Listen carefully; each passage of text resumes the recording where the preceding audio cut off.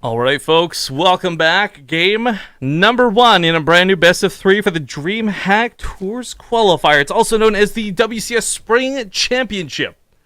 So this is, in all things considered, a WCS Qualifier. We got a brand new sub to kick off this cast, so gotta give some shoutouts to Mikhail Helqvist. Or Mikhail Helqvist. Mikhail Helqvist. Man, however you pronounce your name. Thank you for subbing. But kicking off this cast in the top right side, we've got Invasion Esports Red Zerg player Lambo. I got that right? Right. Nice. In the bottom left, as the blue Protoss, it is Nerazim. All right, so Nerazim is a Masters League player. I think, though, even if this guy was Grandmasters, and hell, even if he was, like, top of Grandmasters, I think you still struggle against somebody like Lambo. He is one of the better German players, period. Like, if you ask me to name good German players for each race, I couldn't tell you Terran anymore, but I could tell you Zerg confidently with Lambo and Protoss confidently with Showtime. Now, that could be me being completely incorrect, because I haven't been watching the ESL Meisterkraft, or however you pronounce them, casts, but every time we've seen them, Lambo always looks good. When Lambo actually, I can't remember, was it for Legacy of the Ultras, or what it was in, he fought Pulse. And I remember thinking, like, okay, Lambo's going to get, like, wiped with Pult. But no, he actually stood his ground. It was not a bad series. Well, thank you to Direct Action for 7 months in a row. Woo! That is some indirect support. Yay. Apparently, I will have to bleach my hair, according to chat. Okay. Chat, the experts here, probably. Well, rest sure. in pepperonis. Yeah. Well, I very, like, bleach doesn't sound very good, you know? Well, like, it's a really shitty show, and a worse, like, well, the manga's not too bad. I actually hate Bleach. Like, I stopped reading that once I realized that this romance is not going anywhere. You're like, or he may or bust. Actually exactly what I do in an anime, so. I kept sitting with Naruto for a long time, just to see if they ever got together, Hinata and Naruto, and then, well, I ended up spoiling that for myself by asking someone. So whatever. Okay, But well, anyway. don't ruin it. I was going to say, don't ruin it for the couple thousand people get tuned in. Maybe they want to start reading it. I'm pretty sure that the anime is caught up by now, hasn't it? Actually, maybe not. I don't know. I wouldn't know. I don't watch. That's the one right? show I don't watch. I don't know how. I got into One Piece, got into Bleach, and never could get into Naruto. And I don't even think it's bad. Like, I've talked about this before. I think it was so cool, like the whole ninja exam thing where, like, don't get caught cheating, but then they encourage you to cheat just not get caught. Like, I always thought that was super cool, but I could never get into the show. Yeah, well, the beginning of Naruto was really good. Like, I could reread the beginning, you know, going up to the tournament, basically, and probably still be entertained. But, yeah, after that, like, whatever. Well, our clear weeaboo-ness aside, I do want to point out that we have Overlord speed coming from Lambo, but no sign of an Evo Chambers. So, well, right now we might not see anything cheeky. It's just worth noting Banelings have made their way back into the matchup, and not just in terms of, like, attacking an army, but drops. So the fact that he gets the speed so early now means he could still use this later. But what I like most about it is guaranteed scouting. Yeah. So that's going to be a little important here, as Nerazim is going for these depth resonating lamps. No third base yet. What the hell are you doing? The Overlord got speed, so I was making the speed noise like. Oh, it just sounded like you were going like meow. Like it wasn't. It didn't sound like the speed one. Just call me back. Stop it. I feel bad because some people will not have seen that video I just referenced. Some will. So the few of the people that got it, you're gonna love that. But we got a $10 donation coming in, by the way. Quick shoutouts to Bella Baloo. This is Make Blue Great Again. Nicely done, sir. Nice name to go with it. Yeah. Is Lambo turning into this sort of quasi all-in? Oh, he's getting a Banelings upgrade and a lot of links, so... I mean, I don't know about all in, because he still has to wait for that +1 to finish. That's a long time to be building Lings. You do see a couple of drones being made as well, but it's Dusk Towers. I mean, it's usually an easy third for both races, but, you know, if the Zergs do want to try, they can try and either drop, as we see here, or just simply, like, actually surround the third Nexus and cancel it. Right. So going back to what we were talking about before, here's what the dynamic's going to be. There's really two elements to this. You either send the Overlords in first, hope for the best kills, and hope that Nerazim responds by pulling all his units back to deal with the Banelings. Alternatively, you can actually use the Lings to distract at the front, and then go in with the Overlords, because all the eyes of your opponent will be up here and not in the mineral lines. Yeah. It's worth noting, though, the Banelings kind of have some limited damage. They don't do that much early on. It does take 2 to kill probes, so we'll probably see about 6 to 10 per mineral line in like a best case scenario, unless Nerazim really messes up and like pulls in the wrong direction and stacks up or something. But now realizing what's up, he does pull back. Lings did not distract at the front. The natural base though might just, is he looking? Couple Banes drop over here, but really not too many workers go down, 4 in total. So this might be a little bit better. Boom, boom, boom. Oh, I love the addition of 1 Ling, or 2 Lings, by the way.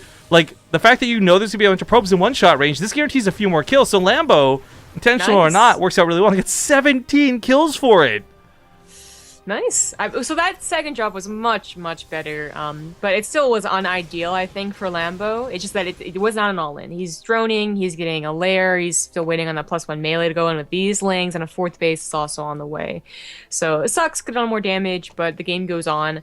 What's interesting, though, is that with that lair, I don't see a Roach Warren. So, I mean, if he's going to go into a Spire, that could still work, even though Nerazim is going for Phoenix. Right, that's a bold move, to go into somebody playing Stargate already with a Spire.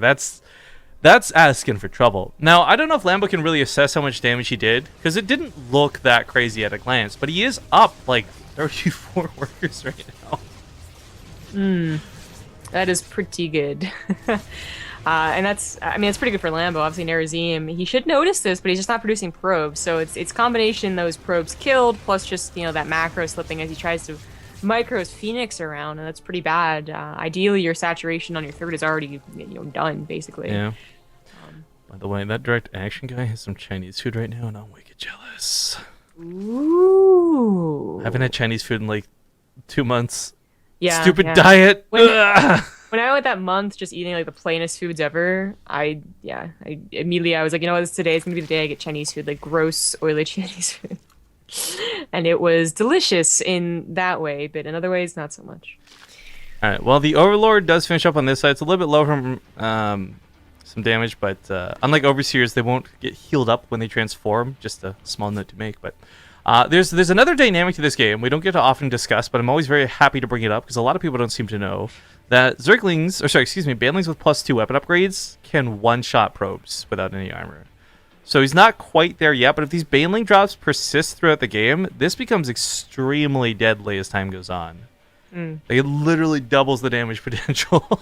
Yeah, you're gonna kill the entire mineral line, suppose just half. I love chat, by the way. It looks like a lot of people understand what this from. Alright, so probes over here a little bit weak, so you split them up, try and prevent as much damage as possible, but at the end of the day, Lambo does kill a few more workers. Now, 17 to 21, it's not bad. It's expensive because it's Banelings you're wasting for this, but also the Overlord. But man, oh man, this is feeling like less of a Zerg versus Protoss and more of a Zerg versus Terran. Yeah, with all these Banelings, you have Spire on the way. What, Hive Tech? As well. Exactly, the Hive Tech is the one that stands out to me here on top of all the melee units. Because, like, I feel this has to be Brood Lords, right? Or something insane. Like, you just don't go Ultras versus Protoss. Usually not, because by now they should have had a significant number of Immortals and on their way to Archons and whatnot, so like they're already kind of countering it, but not this Protoss. It's taken damage, his composition never got up to Immortals, I mean, just because I guess he didn't want to, but also it's the case that they're not super effective, I suppose, against Lings and Banelings. Man, I cannot think of another meta shift in the game when it comes to tactics like this Baneling swap that has been so popularized and effective. Basically, back when it was in Wings of Liberty, it was used, would be the other case. Right, but I just mean like this was something where for like 4 years, no, don't make this unit. If you do, you're a bad player. yeah, it would have been about 4 years by now. That is crazy. Alright, baiting out the hits there. Get some really nice shots on these probes. +2 weapons upgrades are done. So as we see, easy kills. Middle of the map, even Baneling's being wasted on Stalkers, but doesn't matter because he's got the money, he's got the army, and he's got the supply. I don't think he meant to lift a Ling, but a chance to use the Ling too. Okay then. GG gets called. Lambo is going to take game number 1 in this best of 3. Not a bad start. Nerazim, I mean, didn't show us anything too crazy, but he showed just how scary it can be coming up against a player like Lambo. The minor harass early on with those Banelings, I just really want to stress, was not something that you're like, you can't take it lightly, basically. It sucks to lose a couple of workers, sure, but as we saw, he held really well in that first instance. He built the probes right away, almost no damage. Second iteration of the baneling drops, though, in the natural, changed everything. Yeah, yeah. And also just, it started to screw him up, too. It wasn't just that he killed probes and it screwed the timing. It was like he was killing probes and he, started to stop producing probes. He wanted to try and counterattack with the Phoenix. And, I mean, it was just, not a super great game for him. But there is a loser's bracket. Yep. It's going to be more important as you see, I guess, more fan favorites get knocked out, but none have so far. Oh, Lobel's using the Reaper picture. Lambo? No, Lobo. Oh, that's what I thought you said. I was like, what are you looking at? Well, I forgot. I keep forgetting that if you pre-ordered Overwatch now, the portraits are available in game. So I'm like, what portrait is Lobo using? What the that Reaper. Okay, this could be very confusing. Bunny, of course, is using Tracer. God damn it, Bunny. I loved you, man. Dude, Tracer... I like Tracer. I'm jaded on Tracer. I've actually been enjoying playing her quite a bit more recently. I still can't get over her voice actor. That's the one... I actually am already over her voice actor. I'm going to really like her, I think, as more of the story comes out. We'll see. I'm not quite sold yet. But anyways, we're getting to Invader for Game 2. We'll see you guys soon. Do you see Take TV lagging out? Okay. I was like... I do. Did I freeze? Was that me? Was that me? Ugh, shut up. Lambo. Hilarious. So funny. Alright, so I kind of stubbed my toe between games. That wasn't super great. So I've got... if you remember, I brought this up when I got the bed jet. Yes, I remember. Okay, for those who don't know, it's this really cool thing that basically pumps either heated air or cooled air into your covers while you sleep. I'm using that presently to try and help with the whole carpet situation. So I've got it on heat. Unfortunately, because of how bulky it is, it sits under my desk right now. I keep stubbing my toe on it every time I move. I was gonna say, like, how are you stubbing your toe? Sounds... Yeah, you know my bed jet at the back of my room, halfway across? I just got really long, like, you go flame legs, like... Alright, so unfortunately, it looks like Take TV's lagged out. This is a bit unfortunate, because this happened to them recently in one of our casts as well. And it's been happening more frequently, so I'm really hoping that whatever's plaguing Take TV gets resolved, because we know they're good people, and that they certainly want to cast. Especially hometown German heroes like this guy. In the top left side of Invader. He's up 1-0 currently in the series. It's Lambo. Because they have no one else to cheer for in this qualifier. In the bottom left, as the Blue Protoss, it is Nerazim. You're such a Debbie Downer. You know that? Am I? How? Isn't that uplifting? No, it's not. How? They do have more people to cheer for in Yeah, this but it shuts qualifier. me down. It shuts my statement down. Oh. Yeah, whatever. Casters are supposed to build each other up and compliment each other and agree on everything. Wait. No one's ever said that. Actually, so it's kind of funny because we have this weird, like, okay, classic comedy is you've got the straight man, right? So somebody's really goofy, outrageous, and then you've got the guy who just does not react to it. Like that sort of thing. That's kind of our dynamic for me being silly and you just being like, okay, moving on. But then when it comes to stuff like this, I'm the straight man, right? And you're just like this really horrible, like, oh, whatever. Whatever, man. It's not a Debbie Downer. It's there's got to be another word for it. Deborah Downer. Okay, so worth noting, yesterday, actually, during a tournament cast, so like between the round of 8 and the semifinals, Blizzard updated both the maps Invader and Frost. So I bring this up now because on Invader, a previous issue was you couldn't properly take these gold bases. One of the geysers was a little too close and would cause the like red you can't build here shit on your command center or Nexus or hatchery, anything like that. So now this has been resolved, and if players do want to take a gold base, they can. Tilo was the first person we've actually seen try to go for a gold base in one of our tournament casts, so it's kind of cool to see, but also worth noting that, again, it's been fixed. Yes. Everything's been fixed on all of the maps, so... I mean, hopefully. Before it's like, the round of 16 and everyone's noticing that the natural is off play, something like that. That would suck. Also, big thank yous and shouts to Hail for 14 months. This girl is good at Mass Effect, guys. Tell you what. She carries us whenever we play it. I wanted to play that for like months now. I just never get around to it. You know what I would love to do? Make Fear... Because Has Free Dragon played? It's either Free Dragon or Olivia hasn't played. I don't remember which. They both haven't. I was gonna say make him play, and make him play all with three. The Banshees? Well, not just the band. Oh my god, he would scream like a little girl. But more importantly, just the feels of Mass Effect 3, man.